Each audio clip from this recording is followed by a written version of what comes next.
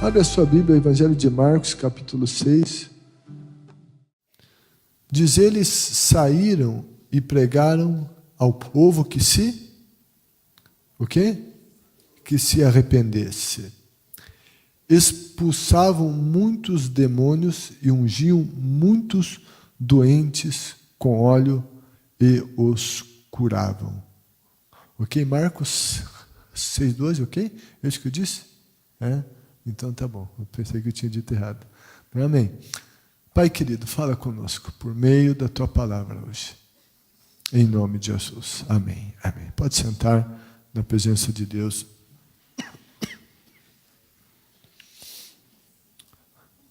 Essas palavras foram ditas por Jesus no envio dos 12 apóstolos. Depois ele enviou os 72, né? Mas essa aqui foi esse momento que ele enviou os seus discípulos, para que eles realizassem essa obra dele. Jesus, ele veio a essa terra, ele falou de um reino. Quando ele chegou, ele disse: é chegado a vocês o reino de Deus, o reino dos céus. Está chegando. Eu estou trazendo esse reino. Contudo, nesta terra, há um reino estabelecido. E Jesus chama o líder desse reino de o príncipe desse mundo. João capítulo 12, versículo de número 31. Quando um reino vem se estabelecer em um local onde existe um outro reino, tem um conflito de reinos. Conflitos de muitas coisas. Nesse caso, espiritualmente falando, tem um conflito de caráter. O caráter do reino de Cristo é muito diferente do reino do diabo, totalmente. Os valores do reino de Jesus são outros, e Jesus veio aqui anunciando os valores do reino de Deus, e então as pessoas não gostavam dele. E também é um conflito de poder. O Senhor Jesus, o Todo-Poderoso, vem com seu poder, tem as forças malignas agindo aqui, mas Jesus nunca perdeu, nem uma vez para o diabo. O poder dele é infinitamente maior. E o reino de Deus, os benefícios, entre os benefícios desse reino, aqui está também a cura, a saúde. Jesus, ele veio trazendo saúde, veio falando de cura e ministrando cura. E nós vemos aqui, nós lemos esses versículos aqui, que nessa ida dos discípulos, eles ungiam muitos doentes com óleo e os curavam. Então, foi isso que eles fizeram. Nessa ida deles, eles, entre outras coisas, ungiam os doentes com óleo e os curavam. Mas esse assunto de cura, ele está aqui relacionado com outros também. Antes de falar sobre a cura, houve menção de outros 2 assuntos antes da cura, que estão nesse contexto. Jesus disse: eles saíram e pregaram ao povo para que se arrependesse. Então, na saída, o que eles faziam? Tinha a anunciação do Evangelho. E essa pregação para que as pessoas se arrependessem. Expulsão de demônios fala de libertação, então sobre cura. Eu quero falar um pouco com vocês nesta ordem. Eu não estou dizendo que tem que ser exatamente nessa ordem. Jesus mesmo, houve alguns momentos que antes ele curou, depois libertou, depois ele pregou, enfim.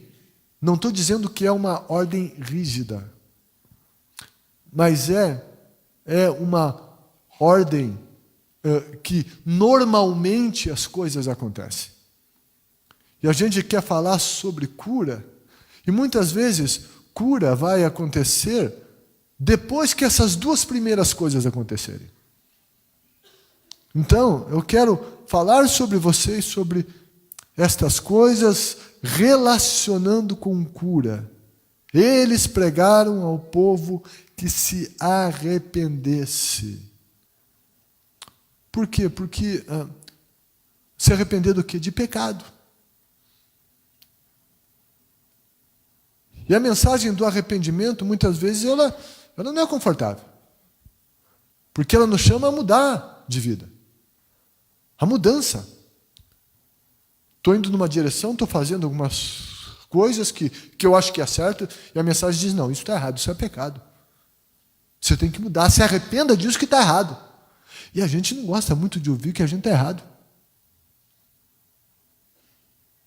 Quando alguém diz a nós, você está errado, isso está errado, geralmente, normalmente, a gente já tem uma reação muito negativa.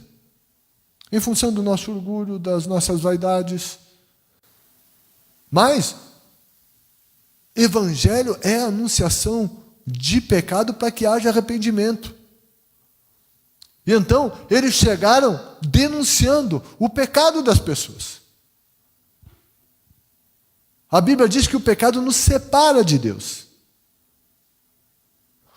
Para que haja uma manifestação de Deus, sabe, é importante que haja arrependimento, reconhecimento, contrição. A Escritura diz que é um coração quebrantado e contrito, Deus não despreza. Então eles chegaram com isso, mas o que tem o pecado a ver com a enfermidade? Doença existe porque o pecado entrou. Antes do pecado não havia doença.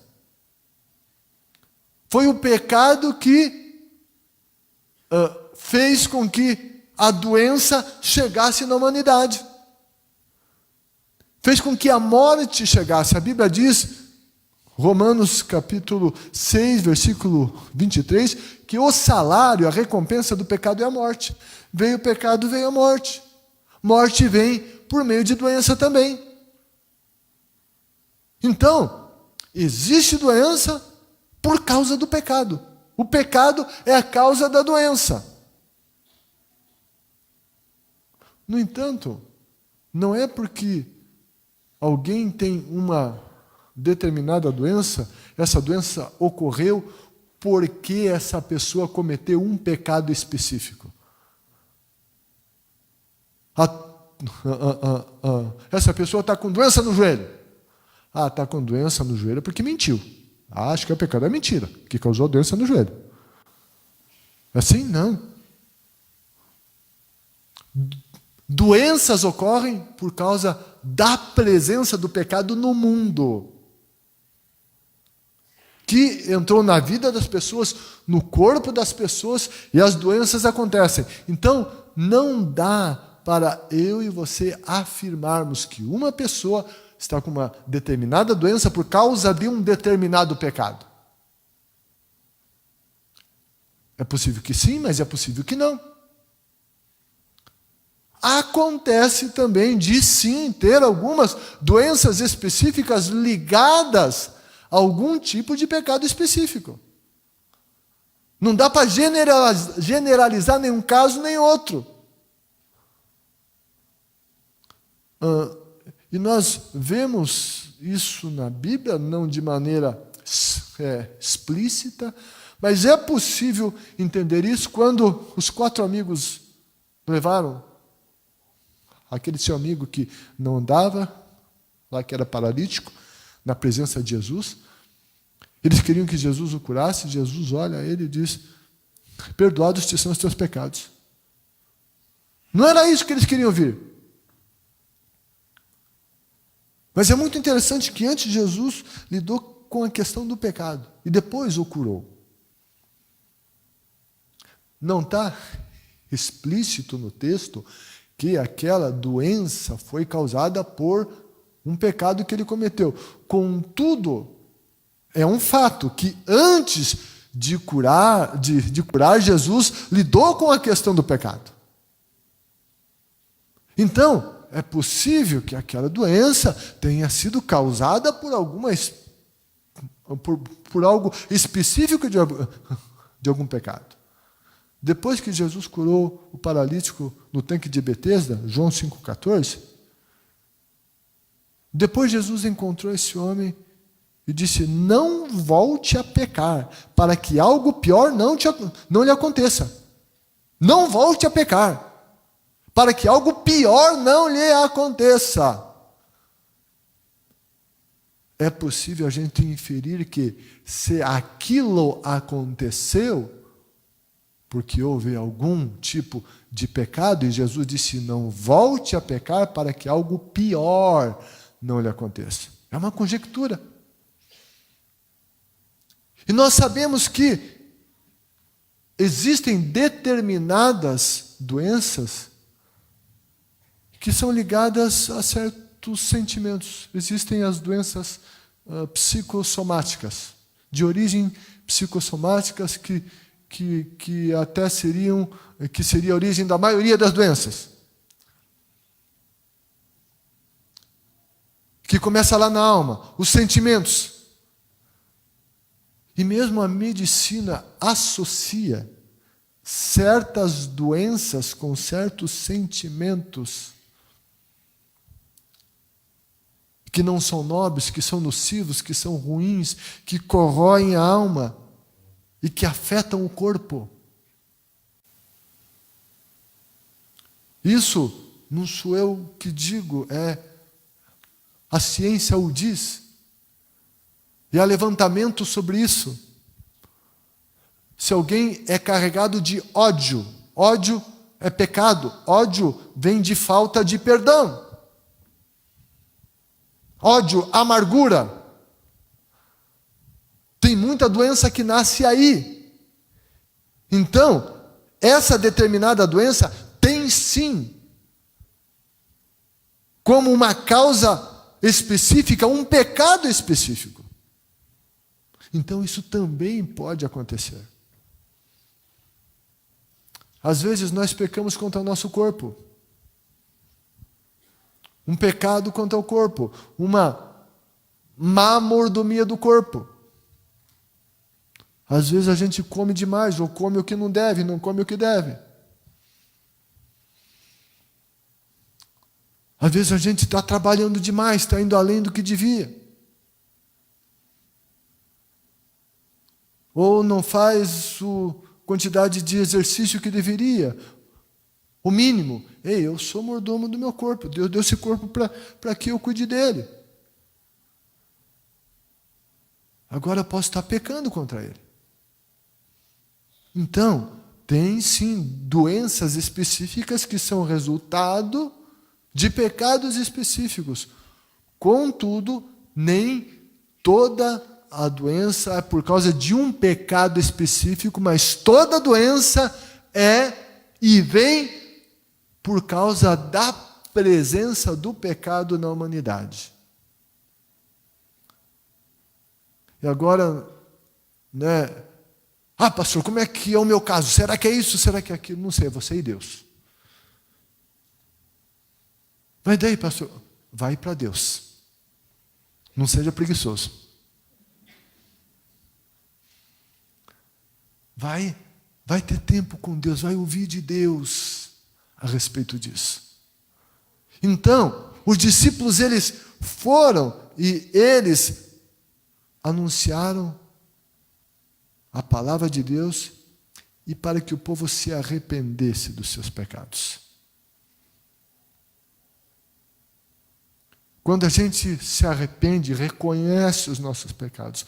Quando a gente larga a mão de ficar justificando os nossos pecados, ok? Quando a gente reconhece os nossos pecados, e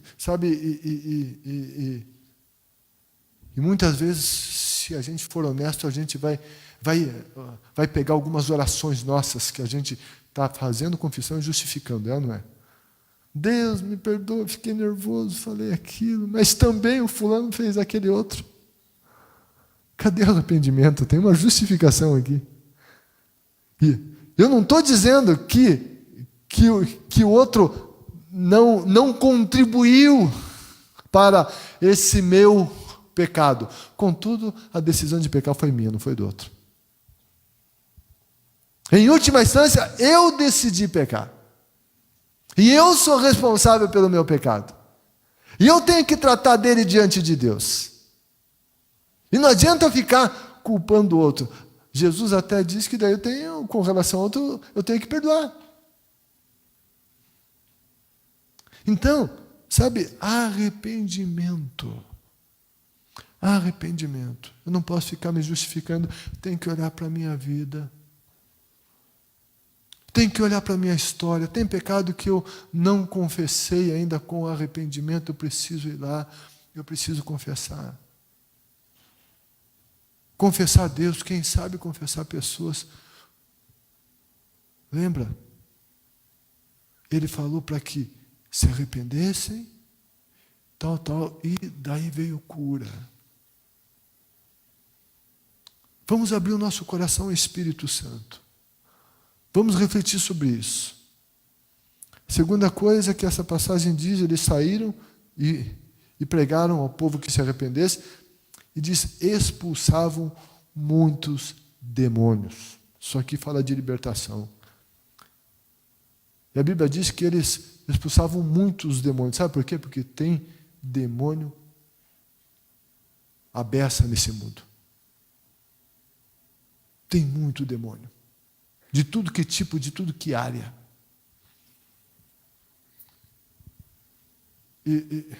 Sabe, demônio existe. Não é invenção, não é folclore, não, é realidade. Jesus lidou com eles e Jesus disse que eles existiam. Jesus lidou com eles como seres reais. São seres espirituais, não físicos, mas eles são reais.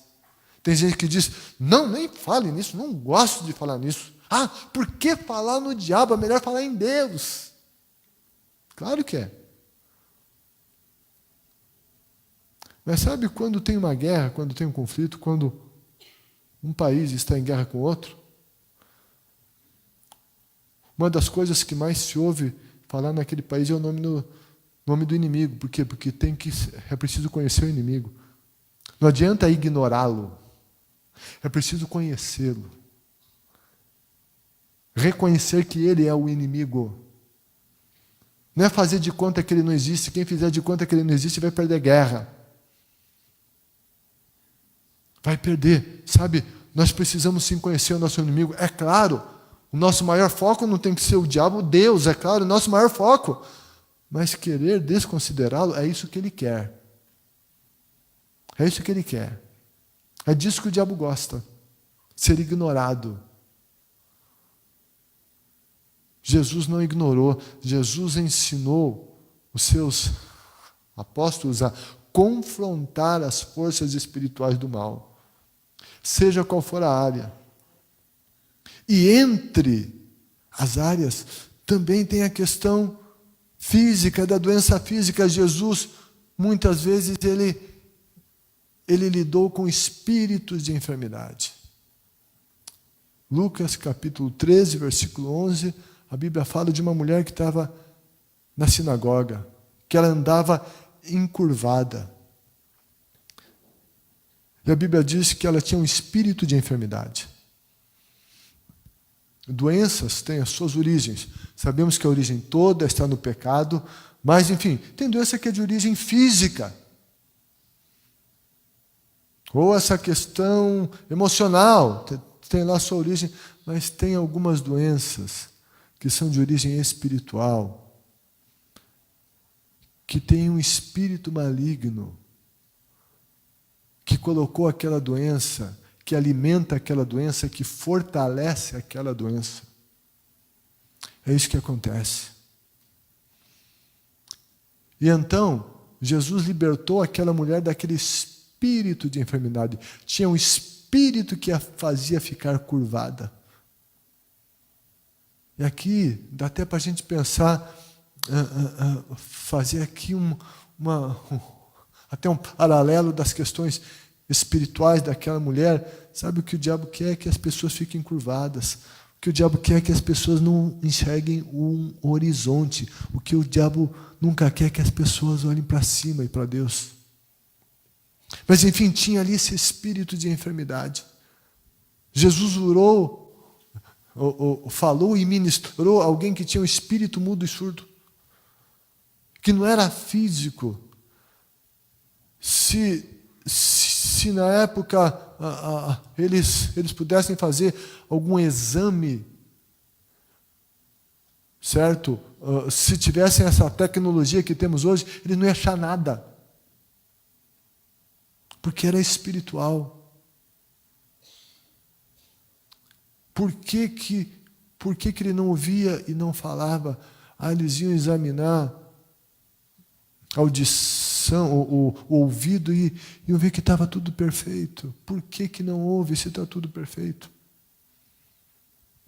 Então, doenças que não se acham causa podem ser, então, demônio causando ali, e não que espírito de enfermidade não gere uma enfermidade física também. Espíritos malignos geram doenças que saem no exame, sim. Vem no diagnóstico. Contudo, a luta contra aquela doença por meio de tratamento, medicação e tantas coisas é ineficaz. Aumenta-se a dose, muda a medicação. Quem sabe dá a impressão que tem uma melhora e não tem. É possível que tenha aí um espírito de enfermidade. Doenças, então, também são causadas por espíritos de enfermidade, por espíritos malignos. E aqui estavam